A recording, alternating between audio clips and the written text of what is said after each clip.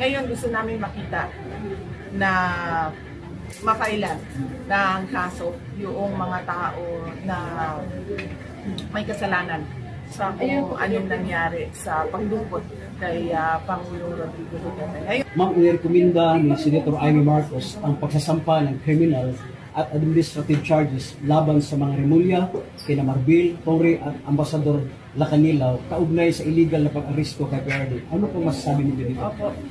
Unang-una nagpapasalamat ako kay Senator Amy dahil binuksan niya ang pag-uusap kung ano ang ginawa nila, anong mali na ginawa nila kay Pangulong Duterte, ang pamingidla, ang pagkawat sa iyahan, dinhi sa ato ang naso. Naku kayo mo pasalamat.